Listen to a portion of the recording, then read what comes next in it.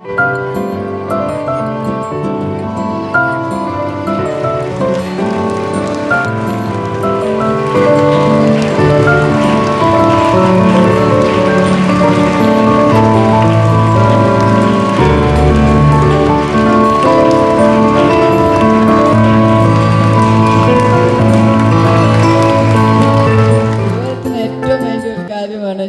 എന്ന് പറയുന്നത്. ചിരിക്കാൻ അറിയാം എല്ലാവർക്കും.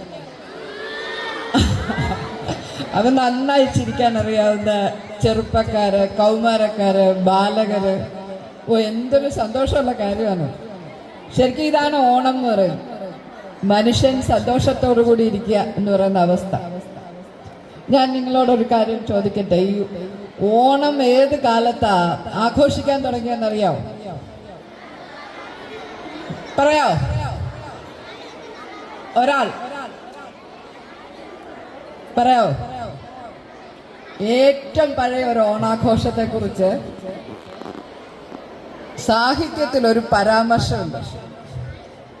അത് ഇപ്പോഴെപ്പോഴും ഒന്നും ഉള്ളതല്ല. പറയൂ. 1800 വർഷം മുൻപുള്ളതാ. മോൻ പറഞ്ഞ 1800 സംതിങ്. പക്ഷെ 1800 വർഷം മുൻപുള്ള, അതായത് നിങ്ങൾ ഈ ഹിസ്റ്ററിയൊക്കെ പഠിക്കുന്ന കുട്ടികൾക്കറിയാം, സംഘകാലം എന്ന് പറയും. ഇവിടുത്തെ ഓണാഘോഷത്തെ കുറിച്ചല്ല പറയുക. എവിടുത്തെ? മധുരയിലെ ഓണാഘോഷത്തെ കുറിച്ച് അല്ലേ? മധുരൈ കാഞ്ചി എന്ന് പറയുന്ന പാട്ടിൽ ഓണത്തെ കുറിച്ച് പറയുന്നുണ്ട്. അപ്പൊ നമ്മുടെ ഈ ഓണം ചില്ലറയൊന്നും അല്ല, ചില്ലറക്കാരിയല്ല, മനസ്സിലായോ? വളരെ പഴയ ഒരു ആഘോഷമാണ്. അത് കേരളീയർക്ക് മാത്രമല്ല, വിശാല തമിഴകത്തിൽ മുഴുവൻ ഓണം ആഘോഷിച്ചിരുന്നു. നമ്മൾ ട്രെയിനിൽ യാത്ര ചെയ്യുമ്പം പാലക്കാടൊക്കെ കഴിഞ്ഞ് പോകുമ്പോൾ ഒരു സ്ഥലത്തിന്റെ പേര് കാണാം, മാവേലിപുരം. ട്രെയിൻ യാത്ര ചെയ്യാനാ കാണാം മാവേലിപുരം. തമിഴ്നാടിന്റെ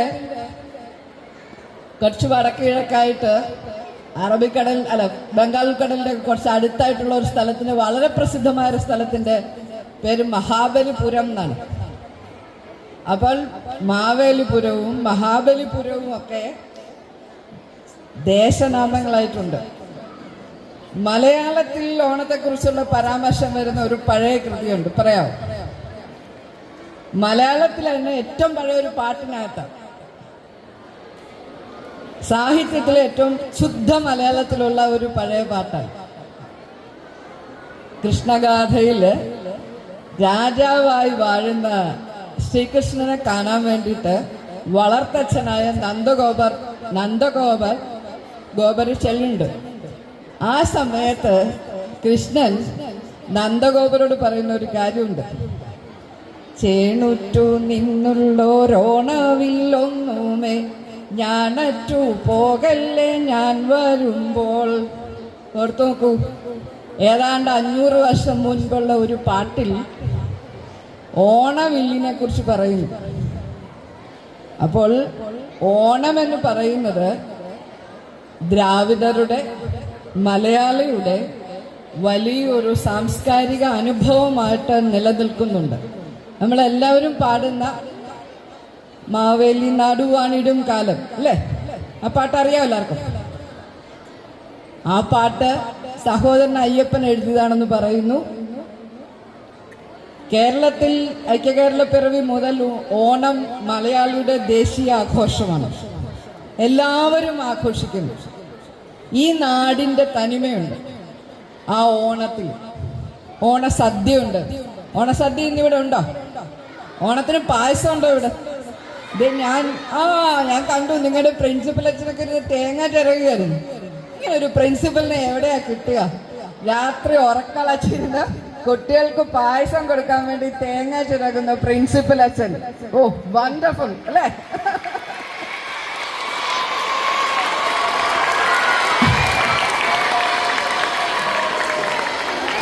കൂടെ പണിയെടുക്കുന്ന അധ്യാപകരും സീനിയർ ആയിട്ടുള്ള വിദ്യാർത്ഥികളും. ഇതൊക്കെയാണ് ഓണം എന്ന് പറയുന്നത്. എല്ലാവരും ഒന്നിച്ച് പണിയെടുത്ത്, ഒന്നിച്ച് മധുരം കഴിച്ച്, എല്ലാവരും തമ്മിൽ സ്നേഹത്തിലും സൗഹാർദ്ദത്തിലും സന്തോഷത്തിലും നിലനിൽക്കുന്നുണ്ടെങ്കിൽ അവിടെ ഓണമുണ്ട്. പൊതുവെ കേരളത്തിന്റെ പ്രകൃതിക്ക് ഓണമുണ്ട്. കർക്കിടകത്തിലെ മഴയൊക്കെ കഴിഞ്ഞ് ഞാൻ ഈ കഴിഞ്ഞ ദിവസം വീടിന്റെ നട കയറി വരിക, നോക്കുമ്പോ നടയുടെ ചോട്ടിൽ 2 തുമ്പ കിളുത്ത് നിൽക്കുന്നു. തുമ്പച്ചെടി ഉണ്ടായി നിൽക്കുകയാണ്. അവൾ തുമ്പ എന്ന് പറയുന്നത് തന്നെ ഓണത്തിന്റെ ഒരു അടയാളമായ പൂവാണ്. പണ്ട് പൂക്കളിടാൻ തേടി ഈ വെളുത്ത കുഞ്ഞ പൂക്കൾ ഉണ്ടാകുന്ന തുമ്പയ്ക്ക് വലിയ പ്രാധാന്യം ഉണ്ടായിരുന്നു. കുഞ്ചൻ നമ്പ്യാർ പറയുന്നുണ്ട്, തുമ്പ മലർ തോറ്റോടിയിടുന്ന അന്നത്തെ കുറിച്ച് പറയുന്നുണ്ട്. ചോറിനെ കുറിച്ച് പറയുമ്പോഴേ തുമ്പപ്പൂ തോറ്റുപോകുന്ന രീതിയിൽ വെളുത്ത ചോറിനെ കുറിച്ചാണ് കുഞ്ചൻ നമ്പ്യാർ നമ്മളെ കേരളത്തിലെ കവികളിലൂടെ ഭക്ഷണത്തെ കുറിച്ച് ഏറ്റവും വലിയ പിന്നെ എഴുതിയ ഒരു കവിയാണ് കുഞ്ചൻ നമ്പ്യാർ. ഭക്ഷണ നരേറ്റ് എന്ന് പറയുന്ന ഒരു കലയാണ്. നിങ്ങൾ ഭക്ഷണം കഴിക്കുള്ളൂ, ഭക്ഷണത്തെ വർണ്ണിക്കോ? കഴിച്ച ഭക്ഷണത്തെ കുറിച്ച് പറയുമോ? അതിന് സാധിക്കണം. നിങ്ങൾ അമ്മ ചോറൊക്കെ വെച്ച് കറിയൊക്കെ ഉണ്ടാക്കി തന്നിട്ട് എങ്ങനെയുണ്ടെന്ന് വെച്ചാൽ കുഴപ്പമില്ല, പൊതുവെ പരീക്ഷ എങ്ങനെയുണ്ടായിരുന്നു? കുഴപ്പമില്ല. സദ്യ എങ്ങനെയുണ്ട്? കുഴപ്പമില്ല. കുറച്ചുകൂടെ വലുതായി പെണ്ണിനെ കാണാൻ പറ്റും, പെണ്ണെങ്ങനെയുണ്ട്? കുഴപ്പമില്ല. അവൾ ഈ കുഴപ്പമില്ല എന്നുള്ളതല്ല പറയുന്നത്, കുഴപ്പം ഉണ്ടാകണമെന്ന് ഞാൻ ഉദ്ദേശിക്കുന്നില്ല. പക്ഷെ നല്ലതാണെങ്കിൽ നല്ലതെന്ന് പറയണം. നല്ല രുചിയായിരുന്നു സദ്യക്ക് അല്ലെങ്കിൽ പായസത്തിന് എന്ന് പറയുമ്പോൾ അത് ഉണ്ടാക്കിയവർക്ക് തോന്നുന്ന ഒരു സംതൃപ്തിയുണ്ട്. അത് നമ്മളുടെ ഒരു മര്യാദയാണ്. അപ്പോൾ മനുഷ്യർ തുല്യരായിരിക്കുന്ന പ്രകൃതി പുഞ്ചിരിക്കുന്ന ഇപ്പോൾ ആകാശം ഇവിടെയൊക്കെ ചെറിയ കാർമേഘമൊക്കെ ഉണ്ടെങ്കിലും ഈ ഓഡിറ്റോറിയത്തിനൊരു നന്മയുണ്ട്. എന്താണെന്നറിയോ? ആകാശം കാണാൻ പറ്റും. അങ്ങോട്ട് നോക്കിയാൽ ആകാശം കാണാം, ശുദ്ധവായു കിട്ടും. ഇതൊക്കെ വലിയ ലക്ഷറിയാണ്. ആകാശവും ശുദ്ധവായുവുമുള്ള പൂക്കൾ ചിരിക്കുന്ന പൊന്നോണ വില്ലിനു ഞാണ് കെട്ടിയ തുമ്പികളെ കുറിച്ച് കേരളത്തിൽ ഒരു കവി പറഞ്ഞിട്ടുണ്ട്. തുമ്പികൾ പാറി പറമ്പ് തോറും പൊന്നോണ വില്ലിനു ഞാണ് കെട്ടിയതായിട്ട്. അപ്പോൾ കൃഷ്ണഗാഥ ചെറുശ്ശേരി 5 നൂറ്റാണ്ട് മുമ്പ് പറയുന്നുണ്ട്, പൊന്നോണ വില്ലിനെ കുറിച്ച് പറയുന്നുണ്ട്.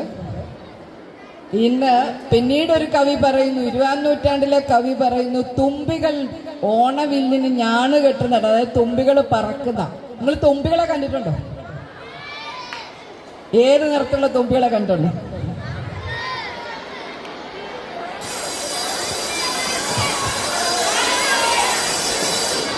ചുവന്ന തുമ്പിയെ കണ്ടിട്ടുണ്ടോ?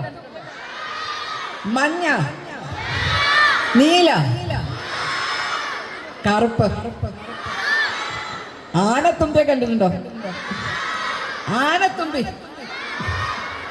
അപ്പൊ നിങ്ങൾ നല്ലതായിട്ട് പ്രകൃതിയൊക്കെ നോക്കുന്നത്. അപ്പൊ തുമ്പികളുടെ സീസണോ ഇത്?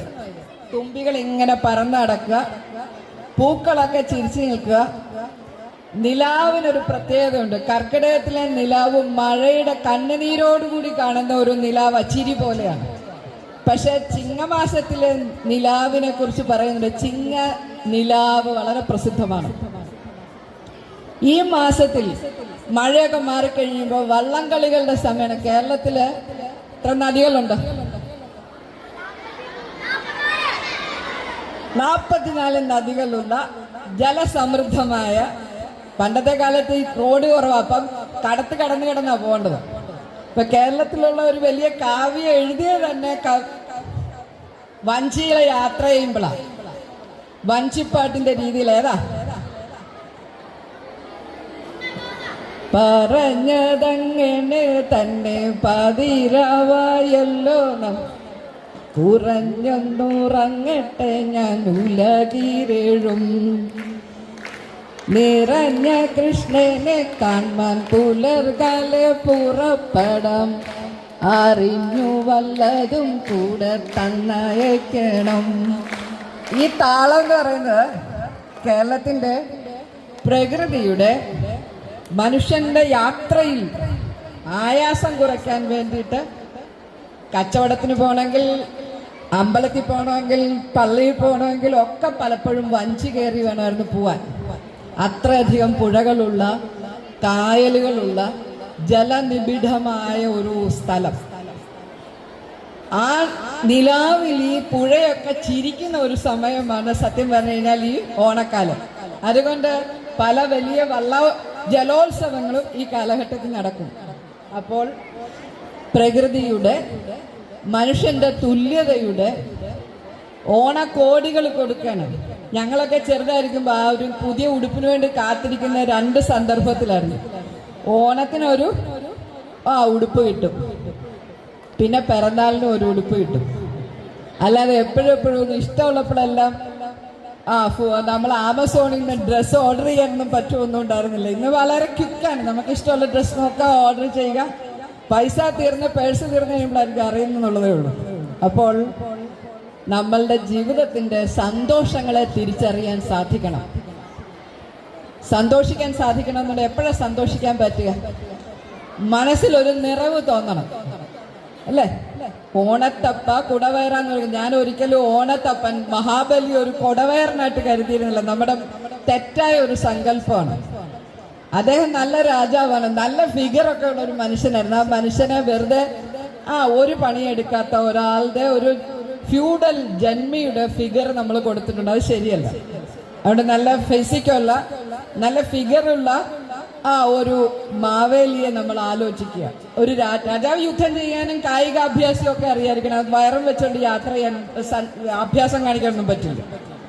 അപ്പോൾ അതുകൊണ്ട് നല്ല ആരോഗ്യമുള്ള, നല്ല സന്തോഷമുള്ള, പ്രകൃതിയുടെ ഭംഗികളെ തിരിച്ചറിയുന്ന, പുഴയിലെ നിലാവിനെ കാണാൻ സാധിക്കുന്ന, തുമ്പിയെ കാണാൻ സാധിക്കുന്ന, പരസ്പരം ഒന്നിച്ചിരുന്ന് ഭക്ഷണം കഴിക്കാൻ സാധിക്കുന്ന, സാഹോദര്യത്തിൻ്റെയും സന്തോഷത്തിൻ്റെയും സമാധാനത്തിൻ്റെയും ഒരു ഉത്സവമായി നിങ്ങളുടെ ജീവിതം മാറട്ടെ എന്ന് ആശംസിക്കുകയാണ്. ഇത് ഒരു ദിവസം കൊണ്ട് അവസാനിക്കേണ്ട, എല്ലായ്പ്പോഴും ഒരു ഓണം ആയിരിക്കണം. കാരണം ഓണം എപ്പോഴും സന്തോഷമൊന്നുമില്ലായിരുന്നു. കേരളത്തിലെ ഒരു നാടൻ പാട്ടിൽ വളരെ പ്രസിദ്ധമാണ്. അമ്മാവൻ വന്നില്ല, പത്തായം തുറന്നില്ല, എന്തെന്റെ മാവേലി ഓണം വന്നു. അമ്മായി വന്നില്ല, നെല്ലൊട്ടും വച്ചില്ല, എന്തെന്റെ മാവേലി ഓണം വന്നു. ഇങ്ങനെ കരയുന്ന കുഞ്ഞുങ്ങൾ ഉണ്ടായിരുന്ന ഒരു ഭൂതകാലം നമുക്കിനി വേണ്ട. അമ്മാവന്മാര് വന്ന് പത്തായം തുറന്നാലേ, നെല്ല് കൊടുത്താലേ സദ്യ വെക്കാൻ പറ്റിയിരുന്നുള്ളൂ. അമ്മായി അത് കുത്തി ചോറാക്കിയാലേ എല്ലാവർക്കും ഭക്ഷണം കഴിക്കാൻ പറ്റിയിരുന്നുള്ളൂ. അങ്ങനെയൊന്നുമല്ല. എല്ലാവർക്കും ഭക്ഷണം കഴിക്കാൻ പറ്റുന്ന, എല്ലാവർക്കും തുല്യമായി സന്തോഷിക്കാൻ സാധിക്കുന്ന, നിറവിന്റെ നിറങ്ങളുടെ ഒരു ജീവിതം നിങ്ങൾക്ക് ആശംസിക്കണം. നിറവുണ്ടായിരിക്കുക എന്ന് പറയുന്നത് സംതൃപ്തി ഉള്ളിടത്തേ ഉള്ളൂ. ചെറിയ ചെറിയ കാര്യങ്ങളെ കുറിച്ച് എപ്പോഴും അതൃപ്തരാവരുത്. നമ്മളുടെ ആവശ്യങ്ങളെ തിരിച്ചറിയാനും ആർത്തികളെ കൺട്രോൾ ചെയ്യാനും സാധിച്ചാൽ മാത്രമേ തൃപ്തി ഉണ്ടാവുകയുള്ളൂ. മനുഷ്യരെല്ലാവരും ഒന്നുപോലെ ആയിരിക്കുന്ന, കള്ളമില്ലാത്ത ഒരു സന്തോഷത്തെ നിങ്ങൾക്ക് ആശംസിച്ചുകൊണ്ട് ഞാൻ ഞാൻ വിരമിക്കുകയാണ്. എന്നെ ഇങ്ങോട്ട് വിളിച്ച എൻ്റെ പ്രിയപ്പെട്ട പ്രിൻസിപ്പലിനും ലതിക ടീച്ചർക്കും. ലതിക ടീച്ചർ എൻ്റെ തൊട്ട് സീനിയറായിട്ട് ഈ കാഞ്ഞിരപ്പള്ളി സെന്റ് മേരീസ് സ്കൂളിൽ പഠിച്ചതാണ്. എൻ്റെ മൂത്ത ആങ്ങള 1981 ഈ സ്കൂളിൽ നിന്ന് 10ാം ക്ലാസ് പാസ്സായി പോയ ആളാണ്. അപ്പം എത്ര വർഷമാണ്? 45 വർഷം മുൻപ് ഈ സ്കൂൾ അന്നും വളരെ കേമപ്പെട്ട സ്കൂളായിരുന്നു. ആ കാലഘട്ടത്തിൽ സെന്റ് മേരീസിൽ നിന്ന് ഞാനിവിടെ വന്നിട്ടുണ്ട് ക്വിസ് കോമ്പറ്റീഷൻസിലൊക്കെ പങ്കെടുക്കാൻ. ഞാൻ അതെല്ലാം ഓർക്കുകയാണ്. അതൊക്കെ എൻ്റെ മനസ്സിൽ ഒരു ഓണത്തിൻ്റെ സന്തോഷം നിറയ്ക്കുകയാണ്. എല്ലാവർക്കും നന്ദി, നമസ്കാരം. ഒരിക്കൽ കൂടി ഓണാശംസകൾ.